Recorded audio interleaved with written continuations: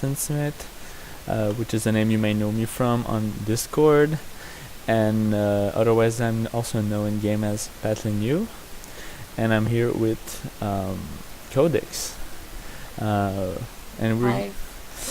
we're gonna showcase you some pretty cool stuff today. We're gonna talk a bit about some existing modules, like what are they used in real life, and what are they used in game, how to use them, and we're also gonna have a little teaser about what's coming in for the next release. What are the new modules? I'm gonna showcase a new module. I'm gonna showcase some new features on modules you guys already know, most of you. So that's pretty much the plan for today. So what I want to showcase, I'm actually thinking, Codex, should we start with the current modules, or should we start with the teaser, or the other way around? I think starting with the new stuff. That way, if we run out of time, we still have gone over the new stuff. Yeah, it's okay. I wanted to maybe wait till the end to showcase the new stuff, but no problem. Well, I just don't want to run out of time because you said there was a decent amount of new stuff. Yeah, there's a lot of new stuff actually coming in, so Codex is right. We should start with the good stuff. So I'm gonna start with the new module. So we have now a Social Engineering Toolkit. It's currently a work in progress, and how you're basically gonna use this one is that you're gonna craft your attack. Let me just show you an example of how it works. So I'm gonna select, right now we have only one attack, the spear phishing attack vector. So this one allows me to craft messages and send them to a certain amount of people with some file formats who are attached with malicious payloads. So basically what we can do is that we can we craft emails, we send them to people. If they open them, they get infected. So like I said, well, those are all new stuff, so I should mention right away that those are all work in progress. Also, they may have a few glitches. They may not be 100% finished yet. We just wanted to show you guys what's coming in. So you have 4 steps basically to craft your attack. So I'm gonna build my email database. So what you have there is you can either have an email crawler, you can either use a dictionary pattern, or have a manual entry. And for the sake of the demo, I'm gonna use a dictionary pattern. So dictionary pattern crawl LinkedIn and use common names and their variations to brute force and identify existing email addresses. So just for everyone in the peanut gallery, I've never seen this before, and it's super cool. This is cool and new and exciting. Yeah, we are pretty stoked about this one. It's a really cool feature, and we're really hyped to showcase that to you guys. So I did my first step. Let's jump to the second one. You can also use your terminal to jump in between your sections that you need to complete, but you can also click on the items if you don't want to mess too much around the terminal. So let's say, I'm gonna create a file format. You can either have a Microsoft Word, RTF buffer overflow, some Flash code, some PDF, or a zip file. So I'm gonna go with the Flash player. Good, this is ready. And so to create a payload, so the payload gives me various access level to the target computer. So right now we only have the reverse shell VPN. So what I'm gonna do is on that one, I'm not gonna go too much into details yet of all of what those are gonna do or what they're gonna give you in the end. I don't want to spoil too much of the fun. I just thought that the visual is really cool, so I just wanted to show that quickly to you guys. So that is ready, and now I have to craft my email template. So I either have a CV application, a sales report, IT report, some kind of business report, or a consumer inquiry. So let's go with sales report. Hey there, nice sale. And like a totally not a weird name for a company, but let's go right in. So now I've crafted my attack, and that way, and now what I can do is launch my attack. It asks me, okay, well, those are your parameters for your attack. Are you ready to launch it? If I type no, I'm back to my.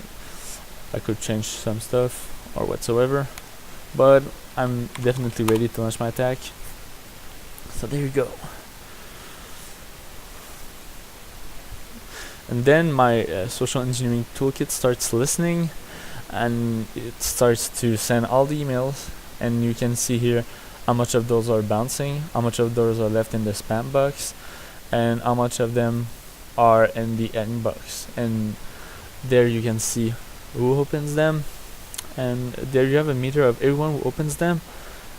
Do they open the file? Do they get infected? They have a slight percentage of chance of like actually opening the file, and a slighter chance of getting infected. For the case of this demo, we're not gonna showcase the part that people actually get infected. That's gonna be on the full release, so you guys can stay hype on that.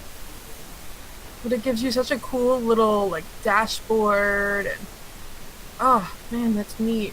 For those just tuning in, it's the new Social Engineering Toolkit module that just sort of showing it off. It's still in development, it's not ready for full release yet, but it's so cool. I'm geeking out. Yeah.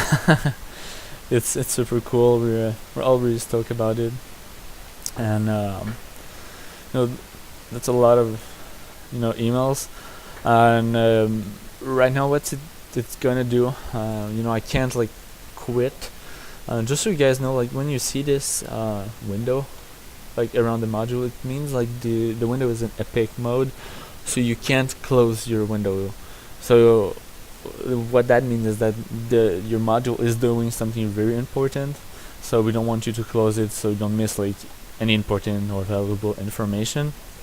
So that's why like I'm currently waiting for it to end, and when my listening will be over, when my module will like deduce that people won't open anymore this email, it's gonna stop being in this mode, and I will be able to close my window. So I'm just letting. Patrice, we're getting a question. Do you know around when you're expecting to have this module ready? I know that's a tricky question. When we're expected to have this module ready? That this is a tricky question. Well, of course it's gonna be on the next release, and then when the next release is gonna be, it's gonna be with a new mission that I can't discuss of yet. But we're aiming for next week, and that's what we're aiming for. But to be quite honest, but delays happen. Yeah, exactly.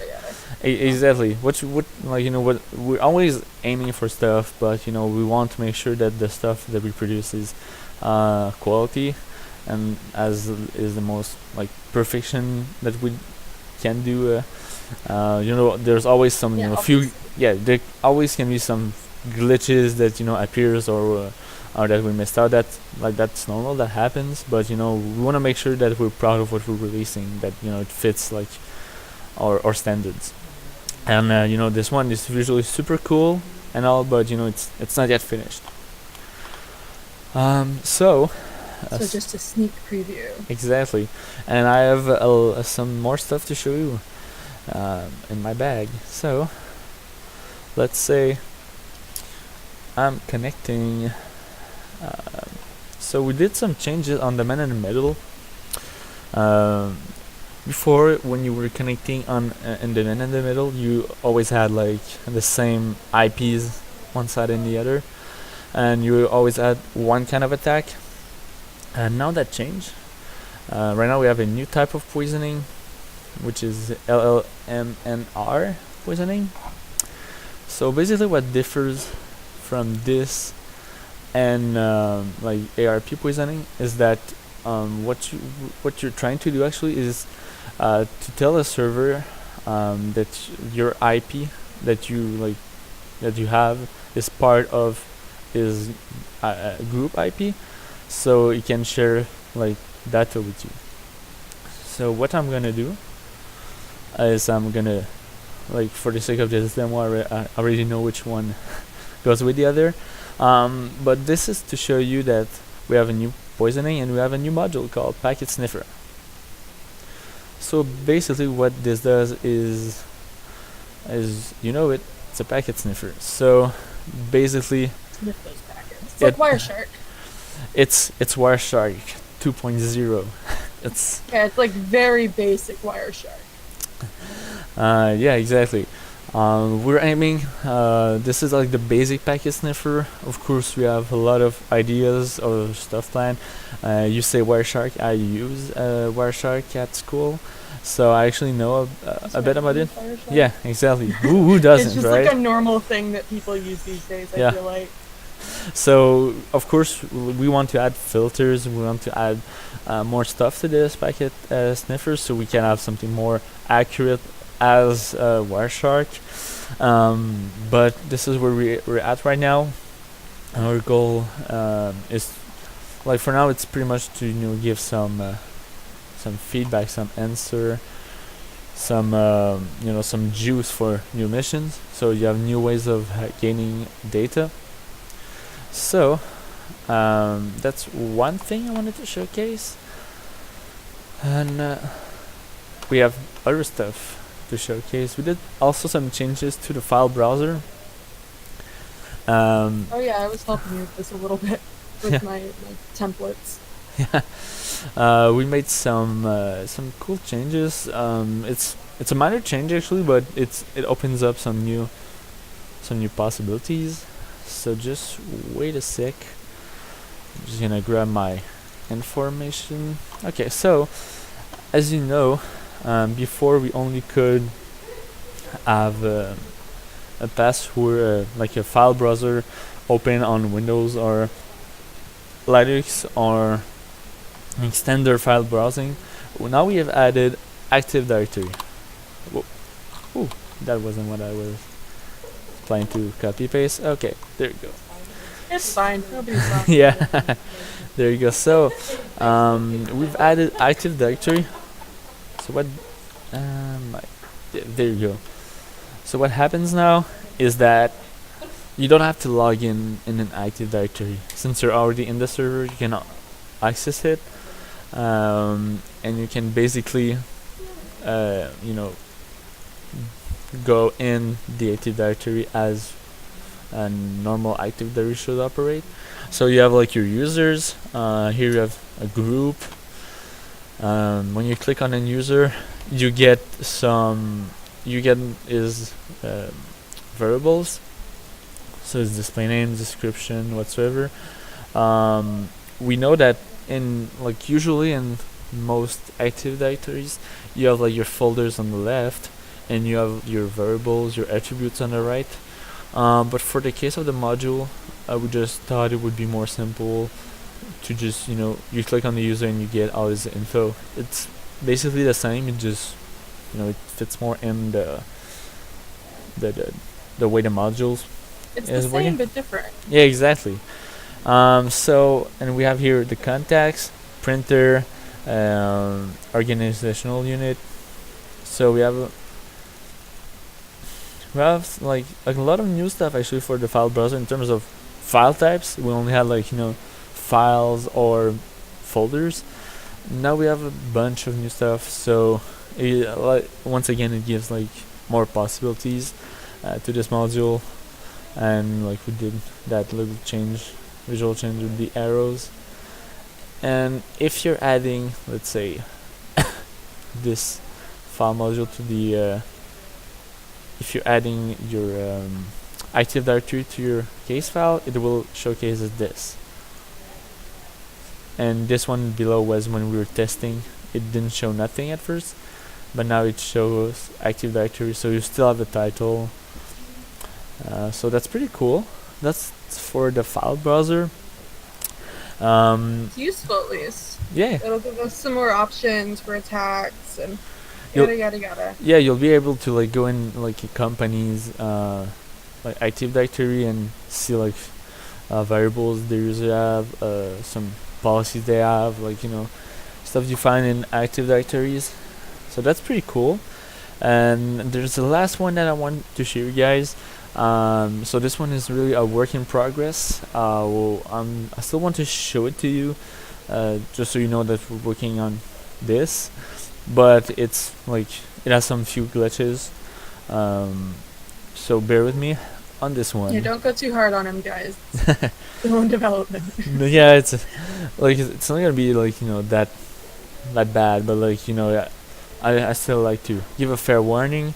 So what we're adding to Password Attack is a possibility to use an hash for your password attack. Like usually you would put your URL and your username, and now you can simply put a hash that you have saw in the packet sniffer for your demo. So you would use it and you would put it here. So it lets you do sort of a pass the hash. Yeah, exactly. Pass the hash attack. I can speak English. Yeah. You can do that. I can't. What is English? It's okay. I don't speak French very well. Yeah. So. But yeah, it's a lot more true to life on how actual red teams and actual hackers would do this sort of thing. It's using a hash rather than using, you know, a brute force attempt. Yeah, exactly. So this is a part where we're like in a lot of part in work in progress. So right now we have new dictionaries. They don't like. So it's rainbow tables instead of dictionaries here, yeah? Exactly. Well, rainbow tables are what usually they use for password attack with hash. And what you usually use also with when you try to break through a password using a hash is you put some rules.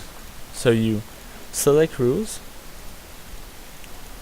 and this is the sort of thing you would see in a tool like Mimikatz or like actual like password brute forcing and hacking tools versus our stuff that's all like the actual password attack module we have right now is more of a dictionary attack. Yeah, exactly. And it doesn't let you sort of get into the granular of like different types of passwords, lowercase, uppercase rules, that sort of thing. So now you're really able to set rules, and if you select the correct rules, like right now it has this like animation, but that's not really how it will work. Pretty much how it will work is that you just click on rules. It won't have anything in this window, like it won't change anything in this window, so you won't know which rules are correct. You will have to go to that company's policy to know like what are the rules they use, and right there when you're gonna switch with the minimal and max characters, that's where your search is going to change. So like if you know that your password is between like let's say 20 and 12 characters, well, you know, you're gonna have more chance than if you have like 5 or 24. It's gonna be less long or longer depending on like which like set of characters, like what length of characters you want to search for. So that's pretty cool. And I think it worked. Let me just test that. Oh, well, there you go. It doesn't work. I think it's broken. It's fine. It's still in development. Well, yeah, we made some changes. I think oh no, I know which one will work. There you go. So it's pretty straightforward. So and those names are also tentative, as those are actual real names that you would use in your rule set. But those are maybe too vague for like for Yeah, some it's play. definitely gonna need some more thought Yeah, and sort of research into it, but it's a start into sort of a new setup for password attacks. exactly. So yeah, we're probably gonna like say, instead of just lowercase, like all letters lowercase or just all lowercase or stuff like that, we're gonna like be a little more precise on the things you can do with for your password search. So that's pretty much it for the new stuff that's But coming. it is some cool new stuff. So as you saw, we were working on a lot of new cool stuff. We have also a new mission coming in that we're working on at the same time. So we're pretty occupied. Um, so I hope you guys liked what you saw, even though that was just a little teaser. So that's pretty much it for this part. And for the next parts, what we wanted to discuss to you guys, it's much more of a discussion about modules. Like I said, we're gonna like talk about a module, how it like plays in real life, how it plays in game. Yeah, I think we're probably gonna skip the password attack for now, just because we had a lot more new stuff to go over than I thought we would. Yeah. But we wanted to take some time to sort of show the new XKEYSCORE a little bit more in depth. Like I say, the new XKEYSCORE, it's been out for a while. Yeah. But I know that there's still sometimes some confusion about, how it works, what it is, why certain things do the things that they do, yada yada. Yeah, exactly. So pretty much this is the new XKEYSCORE as of like, let's say 2 months maybe. Maybe Something like that. Yeah. It's been around for a little while now. Yeah. I mean, we did change the logo recently, so that's new. Yeah, exactly. We're still working on it. Actually, it's we're still in beta, so all modules are subject to change. What we're aiming for is perfection of all our modules for us. So It's okay to be a perfectionist sometimes. exactly. We just want to make sure that they're perfect for your standard. We really satisfy, and we're just proud of what we're showing, and we're pretty proud with the new XKEYSCORE. It works, and like it's like for people who've played a beta, it's a lot cleaner in terms of visual. It's more pure. It's like less compressed. It's like not all over the place. It's like it's fresh there. It's fresh there. It's fresh there. So you have like it's really clean and minimalistic compared to the first alpha design that we had, which was more textured. And Just lots of triangles. yeah, it was just triangles forever. it was a one big triangle. With So lots of little triangles. exactly. So triangle attack. So basically, what I'm gonna discuss quickly how it acts in game. So it acts. So the XKEYSCORE acts as the anchor of our investigative gameplay. So what you need to use it for is it's really necessary to uncover new informations on targets and contacts. So this part here those are XKEYSCORE entities. So those are the entities you found through your missions, through your search, through your investigations. Sometimes they're given to you in briefings. Sometimes it's data that you pull out of a compromised server. But basically what they are is sort of a fingerprint. Like it's a bunch of identifying data on an individual, possibly a target, or an organization or something like that. But they can also represent, databases, like specific databases, that sort of thing. So Yeah. they're sort of a just think of them like nouns. Yeah, exactly. Well, Like, they're it's a noun. it's like it's pretty much like every important like entity, let's say, every important entity you've encountered that your Sting OS judged that it was important to save in your data as, like, entities that could lead to more information are saved here. So let's say that you were researching for lower walkers, so once you find our credentials, once you find whatsoever about her, well, you're saying was detects that this is important, and it could lead to if I could connect this person with maybe her workplace or another individual, I could get deeper info and I could get deeper in my missions. So this is pretty much how it works. So what you do, for starters, you also get Faye to filter automatically the entities that you need for your missions. So this is activated by default.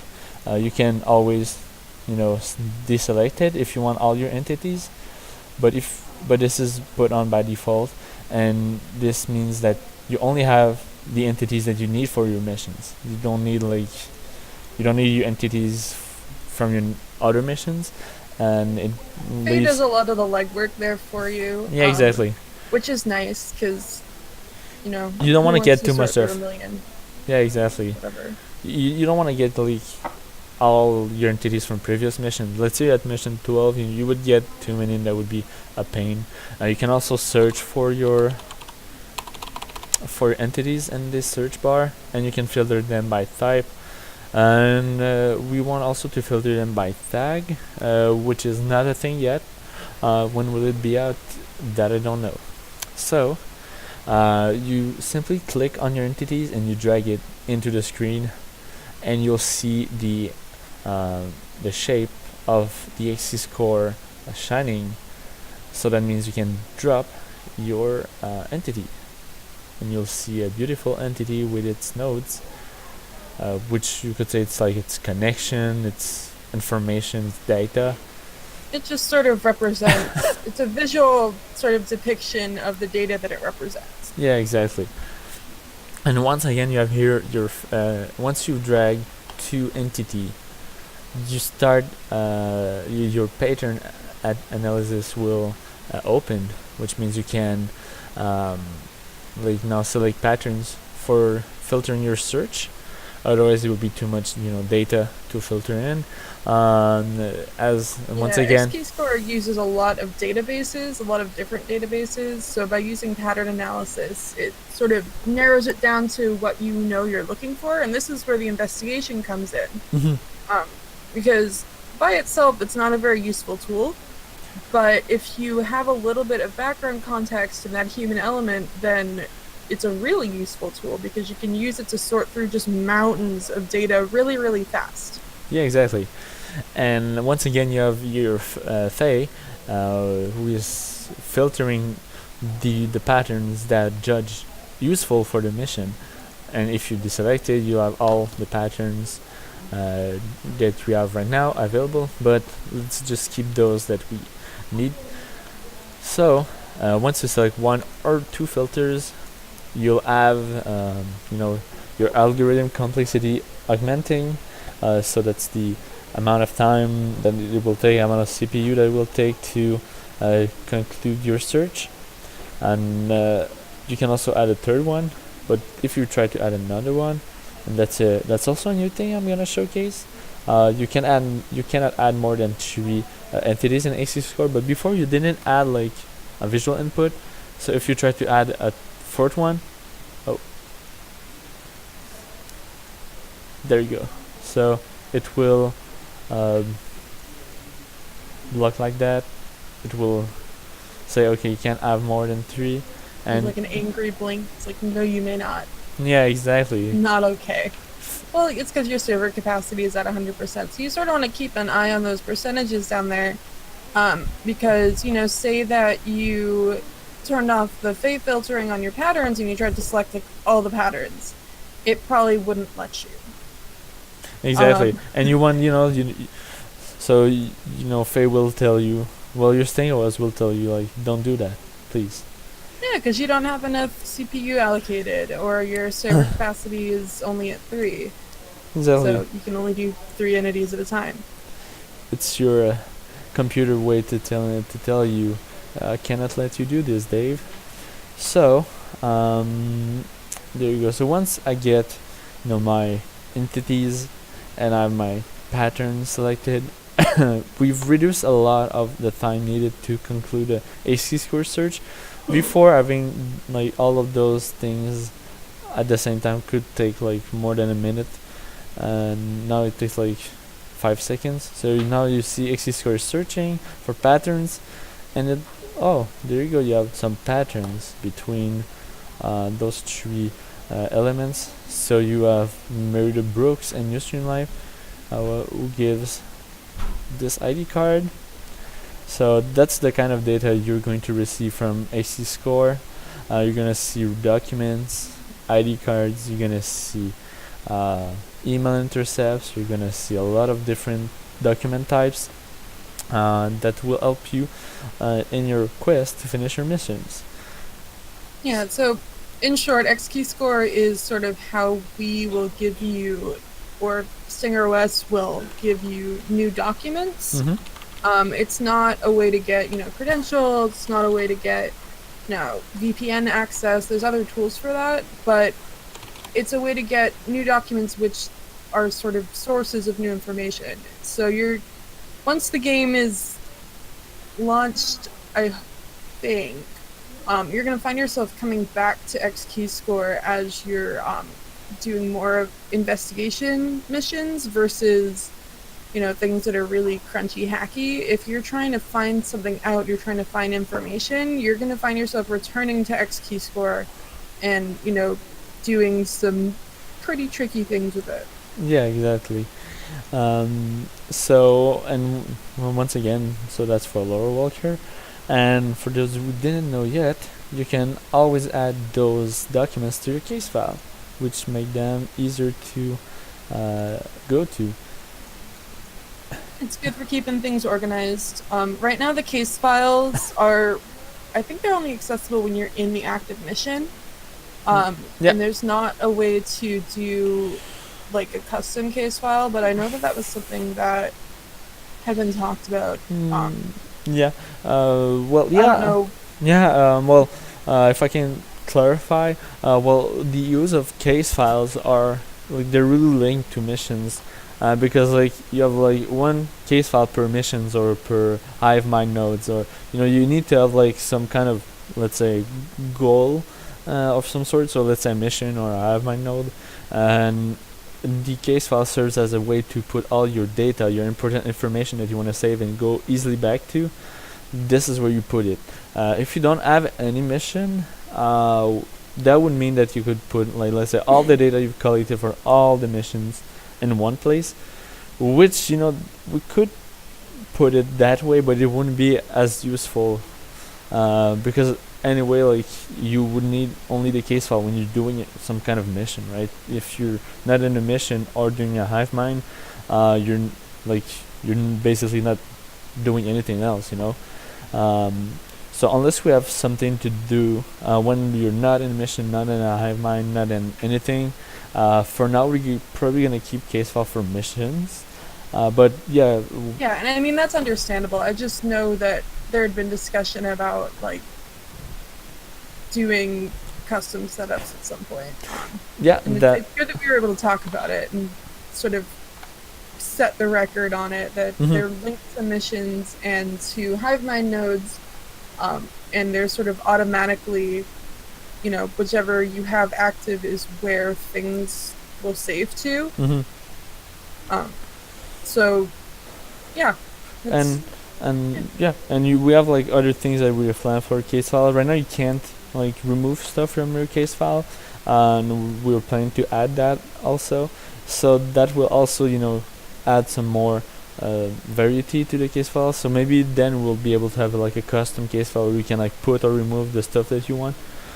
So those are in the plans. I don't know when that will be released.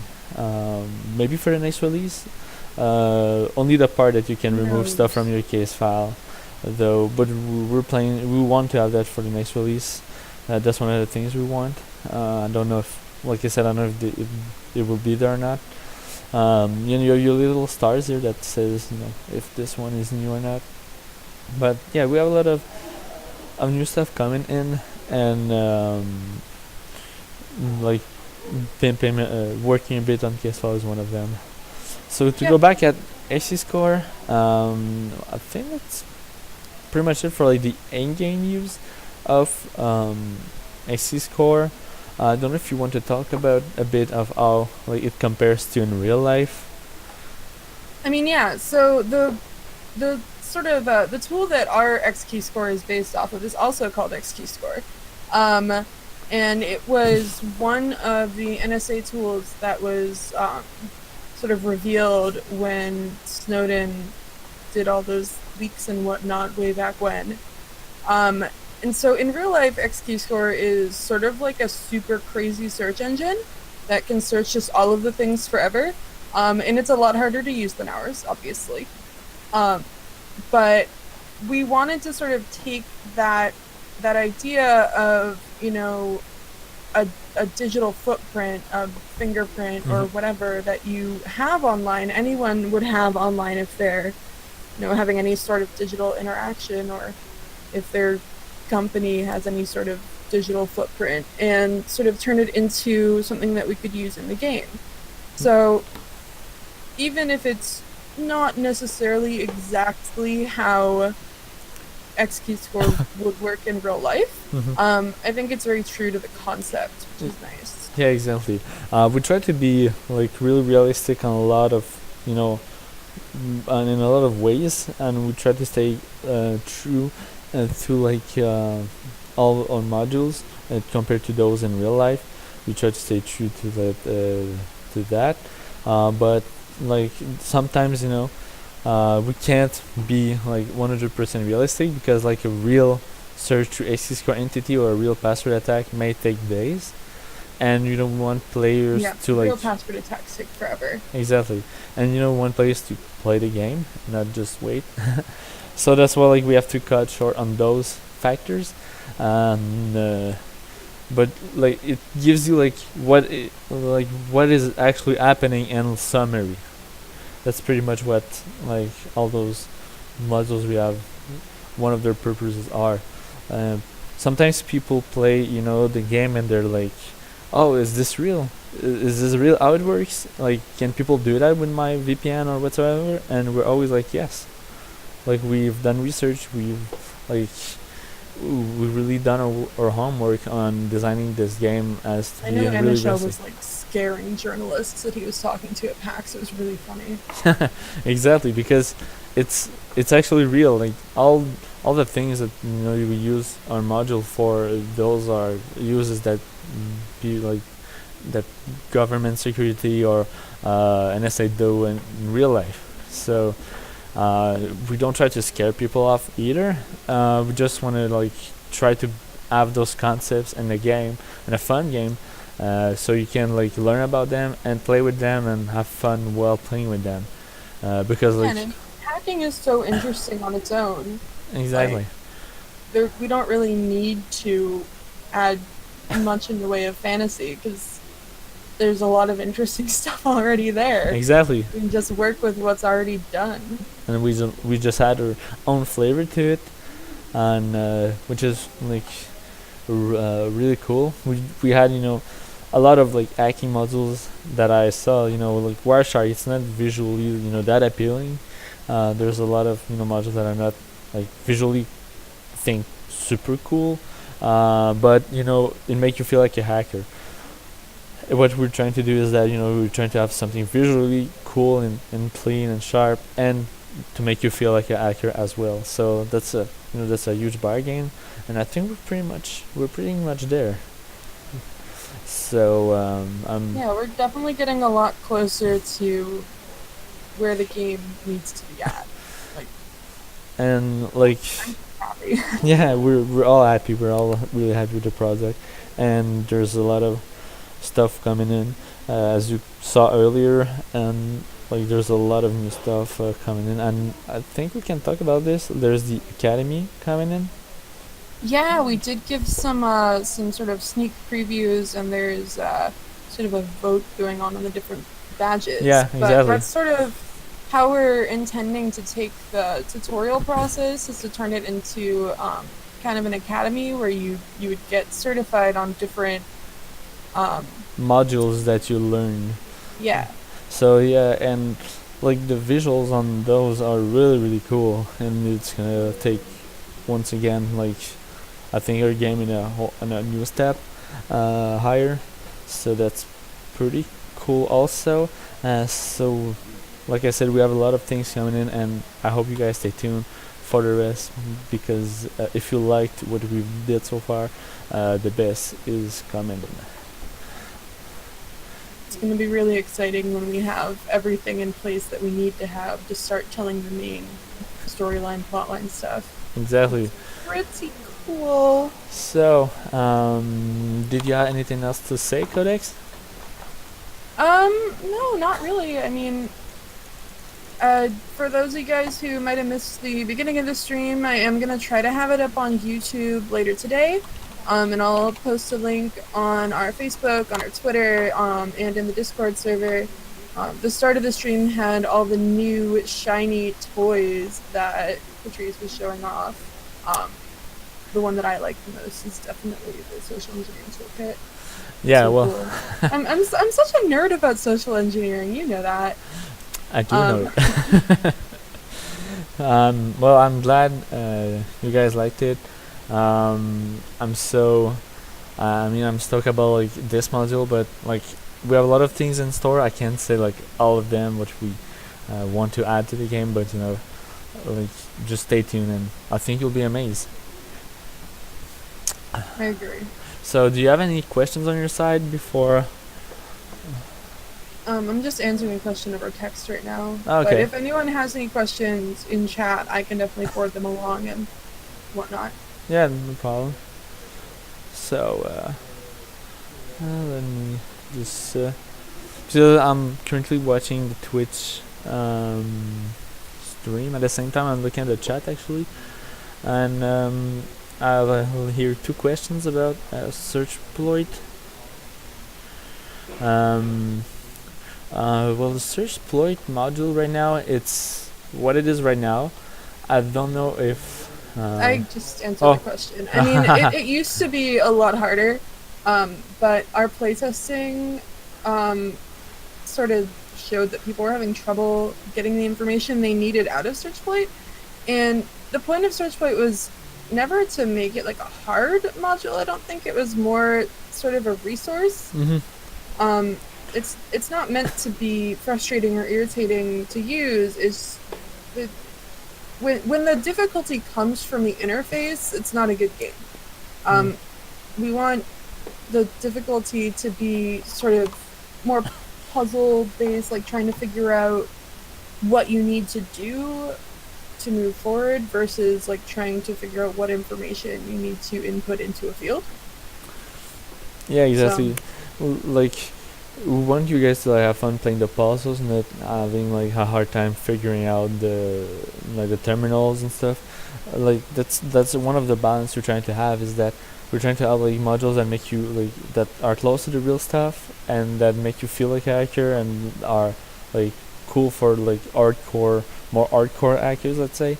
But we also want to have like some modules and some stuff that are also fun to play for newcomers and for people that are uninterested but never went into never did a hack before, never went into hacking, don't know any of like those stuff.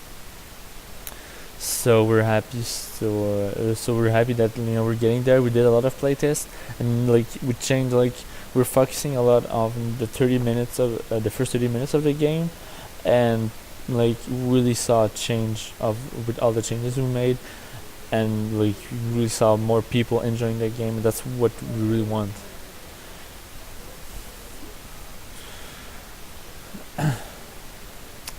So, do you have anything else on your side, Codex? Hello. No, I'm just Okay. sorry. Sorry. I had myself muted. I was just sort of showing the CVE in question to someone for the media server exploit. Oh yeah, I saw that And that's one. the thing. We use like actual exploits in the game, which Yeah. means sometimes they might be ones that are already patched, but not everyone patches their machines. So that's sort Exactly. of how that works.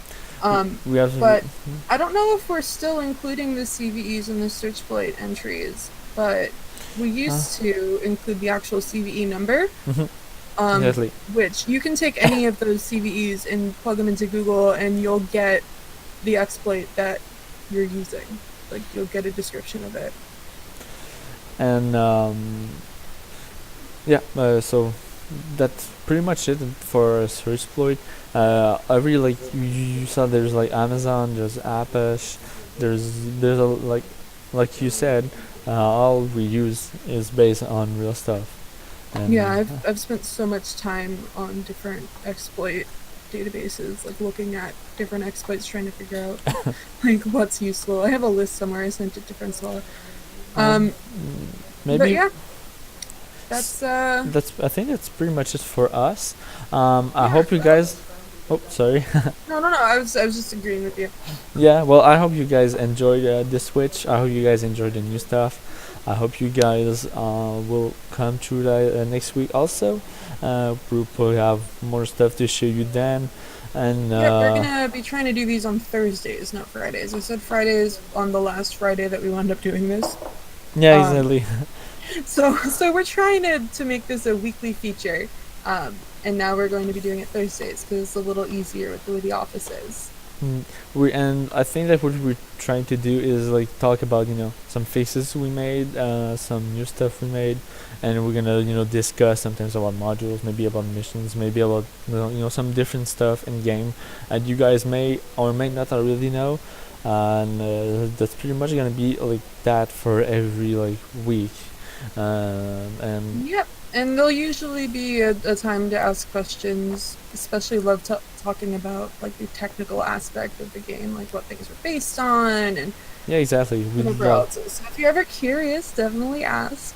Yeah, exactly. We definitely love to have feedback from you guys, feedback from the game, feedback from anything towards us as as developers, as whatsoever. So we like having like positive feedback, positive, constructive comment.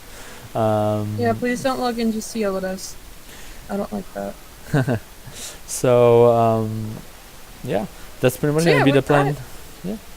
yeah. So we'll be signing off for this Twitch. We'll see you all again next week, Yeah. Thursday, 4 o'clock our time. Exactly. So stay tuned for next week, and we'll see you there.